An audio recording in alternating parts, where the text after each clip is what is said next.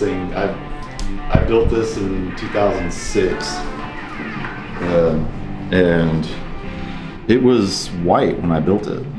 Really? And I put the arm and belly contour on it later. This is the fourth or fifth neck that I made for it. I made this neck 10 years ago, and I've been really happy with it. So it's a one-piece ash body. I built this when I worked for Carruthers Guitars. McNeely, this is the dual blade and the Stagger Swagger. Because I had the Fralins before, and those were great, but they were curved for a radius neck. This neck has no radius. It's dead flat. Because of your hybrid like slide playing style. Well, not just that, is I grew up buying like harmonies and silvertones from garage sales and going home and, you know, screwing them up and bolting necks together didn't belong, and, you know, like I just got used to playing those crappy guitars from the 50s and 60s that didn't have a radius anyway. This neck is non-adjustable. That's the other weird thing about this guitar. That black line there, that's carbon fiber. It's 6 mil or 7 mil, and it goes in the neck. But yeah, originally this was a pretty guitar, and it's become this monstrosity over the last 20 years of beating on the it. Relicking is real, natural. Yeah, like I played in a country band for years, and the belt buckle scratched that out of the middle of it. And then this happened when I had a run of gigs one weekend. I do this thing where I'll bend chords with the neck. Yeah. And I ended up with a bruise on my inside of my forearm. And I was like, well, Jeff Beck did it. This is my guitar. I'll go and stick it in the vise and grind it off, you know? So I got a little flack from the internet about that. I'm like, it's my guitar. So the belly cut and the bevel is a functional thing for you. Yeah. It's so you can bend. Right, it's so I can take that chord and I'm not like bruising my arm on this tight radius, you know. That's awesome, dude. And then what's going on control panel wise? So you got the switch. We did a lot of work for Leland Sklar. Oh yeah. And is that a producer switch? It is. No and shit. I learned about that in 2007 when I started working for Carruthers, because Leland came in with that bass that had the mandolin frets in it. And I used to have to get kicked out of my bench when he would come over because he wanted to sit near John. So I would, you know, sit off and ask stupid questions every now and then. I was like, Mr. Sklar, what does that do? He's like, well, I'll tell you the story. So I heard that producer switch story like back in 07 or 08 or something like that. And when I built this guitar, I did that, and it's just been kind of a joke ever since. So for those that are not initiated and don't know about the producer switch, what is it? Well, it's like when you're in a session and the producer's like, hey, can you change the EQ? Can you brighten it up a little bit? You go, oh, yeah, sure. And you flip that switch and you just kind of change your attack a little bit. Is that better? And they'll be, oh, yeah, that's a lot better. You know, it's just kind of a mind game you play with, you know, session work. And then the hip shot. The hip shot this is a modified hip shot. I make these handles and I mount this. This one is really if you did nothing but make this arm really, really short and mount it on the bottom, it allows my hand to sit on it. It's kind of hard to see it from that angle, but if you look at it that way, my hand is shaped like that. Right. So I shaped the bars to sit like that. There's a couple of things that I feel like get overlooked with the hip shot. One of them is the back pressure of these two strings. So I've got a Floyd Rose string tree back here, and that height, changing this height actually changes the attitude of these benders because it's, you know, pressure related for these things to return. So it's a combination of finding the gauges that you want for whatever tuning you're going to use, and then setting these height adjusters, because this is sitting on it's like a cam, and this front screw and rear screw is what affects how long the throw is. And then the gauge affects how long that throw is to where your pitch is going to get, what you're trying to achieve. So what led you to getting into the hip shot? Well, it was when Guitar Player magazine did that, oh God, I can see the cover in my head. It was Brad Paisley on the cover, Guitar Player magazine, and he talked about the McVeigh bender. And that record, for whatever they were talking about, I bought that, and I just thought it was the coolest bender licks I'd ever heard in my life. Yeah. And then I looked up what a McVeigh bender cost and was like, holy crap, that's expensive. At the time, I was not in a position to be spending that kind of money on a bender. And I found these on eBay, the first one that I bought, which is not this one. It was just two levers. and this bottom lever was the one that stuck out the back. Right. So I took a piece of steel and bent it over the top so that I could have the 2 palm benders. I didn't know they made palm benders for B yet. When I had first started working for Carruthers, I was, just out of luthier school. The first neck that I made for this, I screwed it up. It was so back bowed, it didn't matter how many times I heat set it, I could not get enough bow out of it to put a set of 10s on it. I was like, well, I'll just make another neck for it, and in the meantime, I'll put these ginormous 14s or whatever the heck it was. They were huge. They were like 56 through 14 or something like that. And it dawned on me when I tuned it open D like my lap steel that when you hit this middle triad, it goes from a 1 to a 4. Right. Then at that moment, the light bulb turned on. I was like, oh, this is something cool.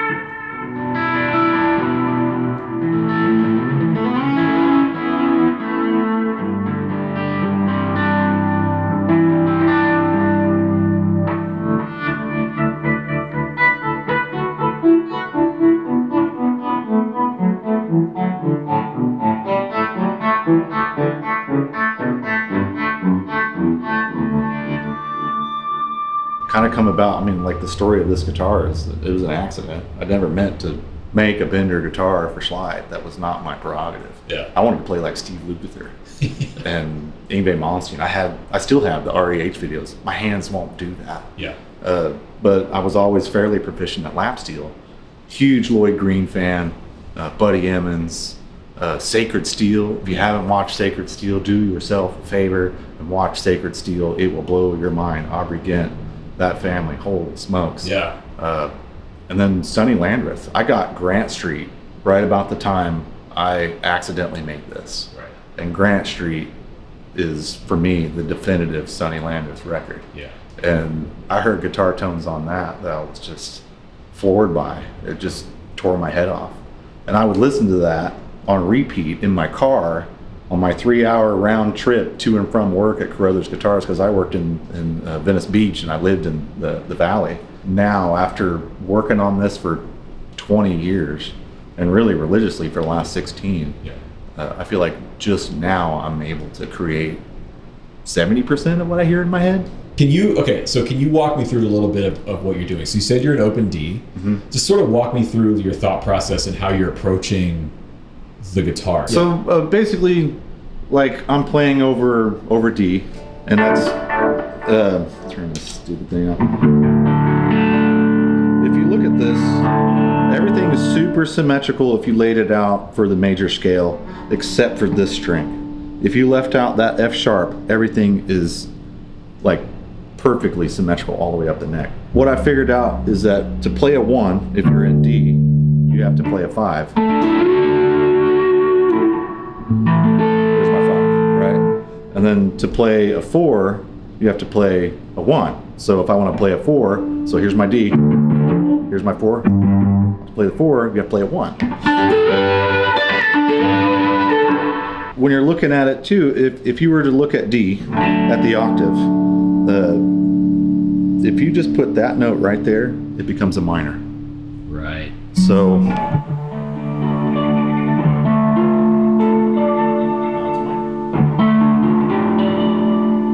So what I'm doing in that piece that I just played,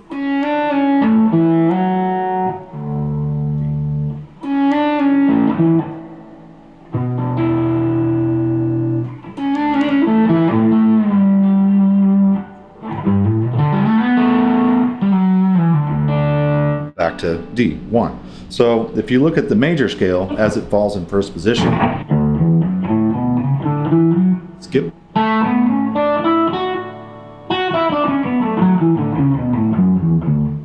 And by doing that all the way up the neck,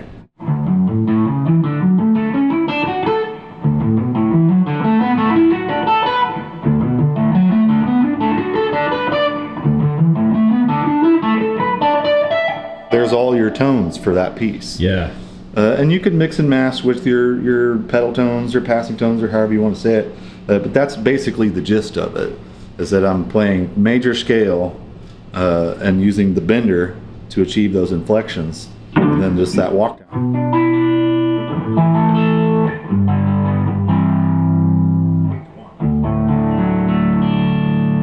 My F sharp is going up a half tone. Right. And both of these are going up a whole tone. So if you're playing a 1 chord, that's basically taking you from a major to a sus4. Right. On the Yeah, F sharp. So.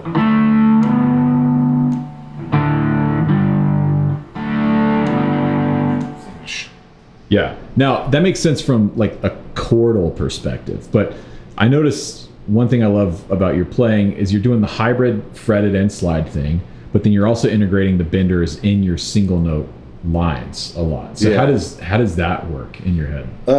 Well, it's kind of counterintuitive. I end up holding that middle lever in for my favorite one is. So if you were looking at that, it would be.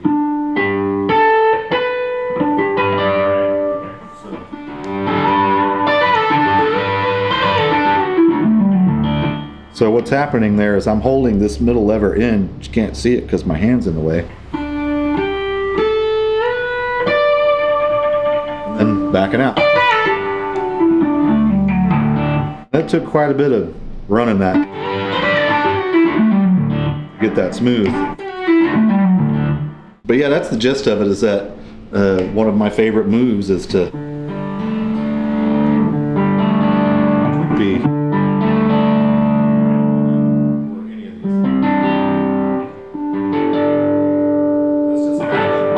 nice modern sounding chord, but as you fall out of it, that's what really gives it that odd inflection. It's pedal steel-ish, and for the pedal steel stuff that really sounds more pedal steel, I'm holding that in for the whole time.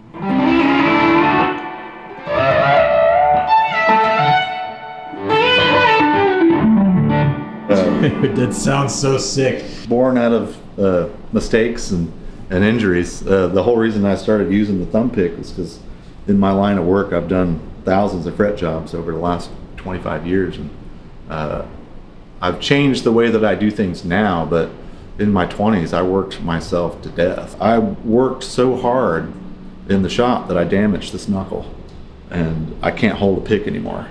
So I ended up taking a thumb pick and chopping it way down. So there's almost nothing sticking out. So it's a slick pick, and I've cut almost the entire length off the thing where there's only a tiny bit hanging out. So it feels like a fingernail or a Jazz 3 really, and that gives me my 3-finger claw method there. And so the idea there is you don't have to pull your thumb out as far away from the string. Right, you don't have to pull out, because like one of these right out of the bag, they're so long you'll trip on it on an upstroke. Yeah. So one of the things that I do a lot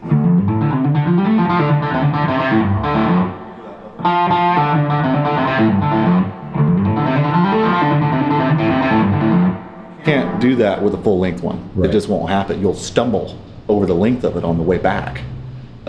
So chopping that thing down to almost nothing has allowed me to grip it like a Jazz 3 pick, which is what I always used. But it also allows me to straight get that double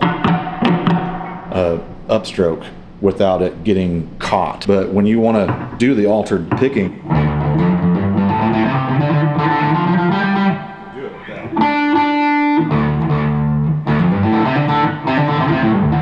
But you can grab it, and like I'll put my finger on that.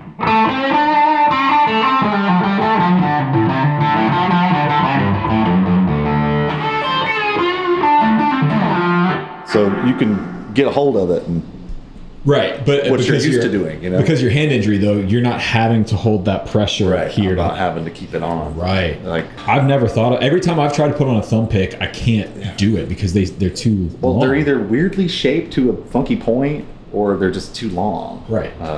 So yeah, cutting one down to almost nothing has been like the game changer. You're kind of a mad genius. I feel like it's a necessity's the mother. You know, I don't see it so much as mad scientist stuff as much as I see failure as not an option.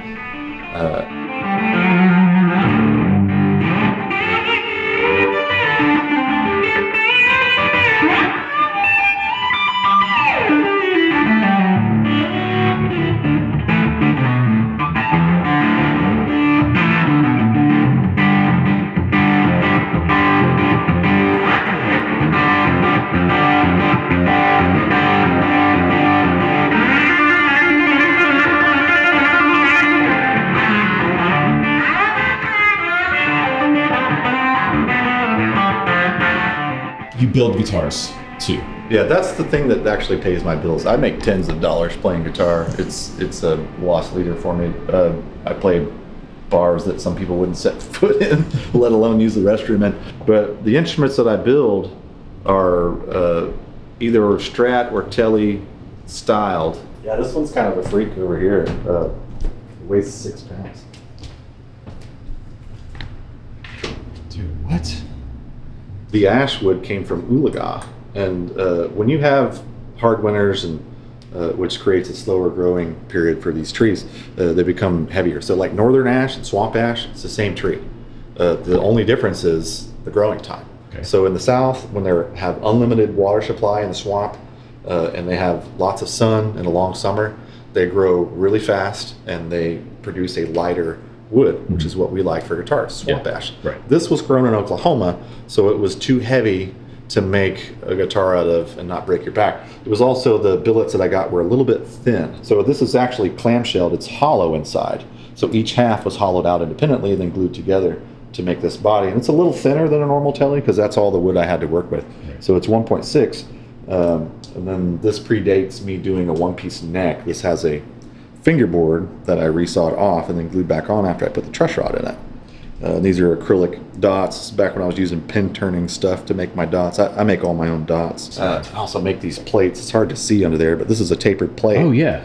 And I've got that on my Tele too. So if you see, my Tele has no string tree. It doesn't need one. Oh, okay. So this is the. This helps with that. So this is basically pulling the tuners out this way, which is putting more. And I string know tension. they make staggered tuners, but here's the thing about staggered tuners: if I'm in some other town and I knock my guitar over and break that peg off, you can't go buy one staggered tuner. But if you go to most guitar repair places or guitar shops, they're probably going to have a set of Clusons. I mean, I've got some out there that are in process if you want to see the stuff that's being made. That'd be sick. Yeah, I'll see that. This is Mabel. Hi, Mabel. Hi, Mabel. Oh. Hi, oh, you're so sweet. There's two of them stuff. Oh my god. Nice, dude. Yeah, so this is where all the work happens that keeps my electric going. This is actually good that you're here. I've got a really interesting project. I've got pictures of the before on this.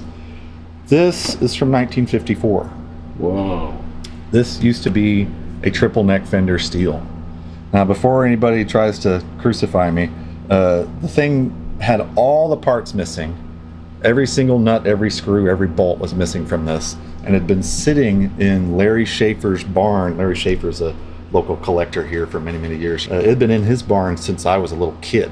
So the headstock ends and the butt ends of it were starting to check, like split. Yeah. It was really not viable as a steel. And I looked into what they're worth. They're not really worth a whole lot of money, even with the parts on them. The thing that was so special about it, and the reason why I wanted to go through all the trouble, because this took me a day and a half to piece all this together, this is the original paint and I am going to save that. The thing that made this so cool, why I went through the trouble, is this right here. Whoa. So Tear It Up Garrett refers to Bobby Garrett, who was a steel player for Ernest Tubbs and Hank Thompson. This was on the front of the steel. So I reached out to the Fender Museum and then several other professional steel players that I know about, maybe taking it on and restoring the parts back to it and making it a playable instrument. Nobody bit, and I guess the Fender guys already have a couple of them. So rather than, a wall hanger that would be really awkward to mount, I made this on that shelf over there. I don't know if you can see it underneath that box. That's what's left. That's the waste. Oh, right here. That's it. So every bit of that went back into this to make an instrument.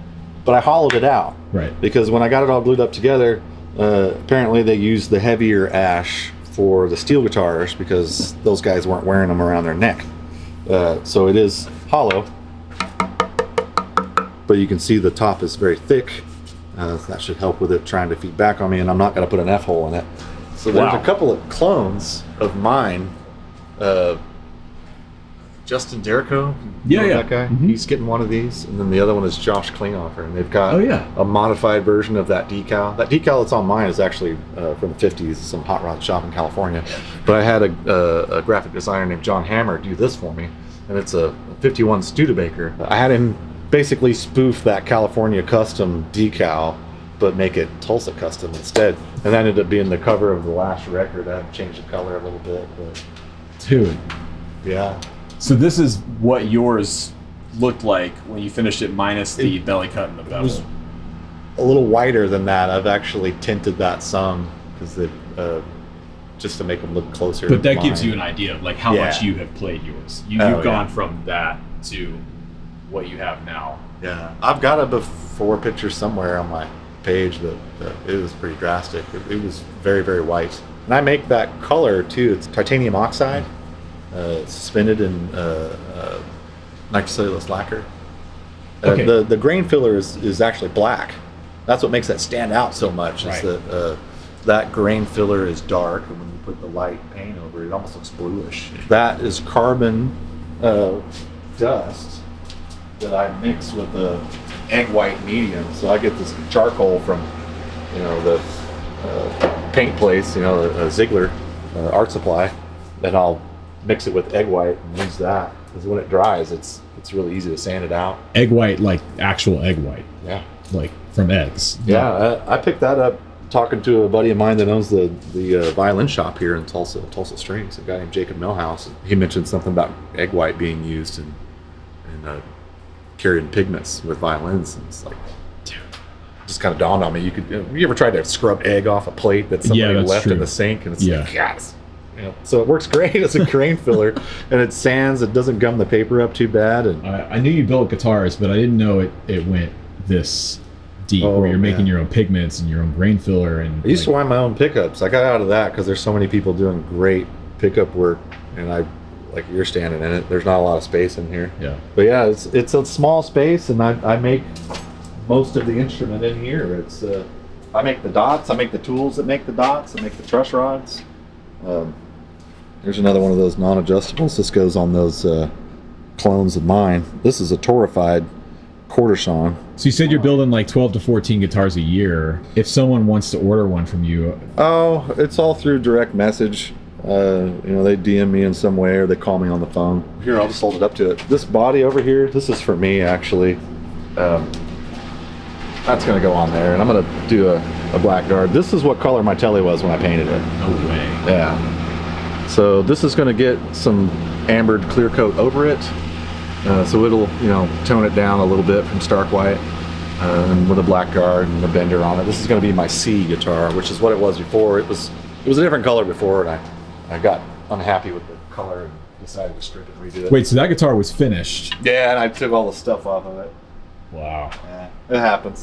I built that for my mother whenever I took the luthier program for Musicians Institute, and I inherited that after she passed away, and decided to incorporate it into the Bender collection there, because that's the only Bender guitar I have, just that one.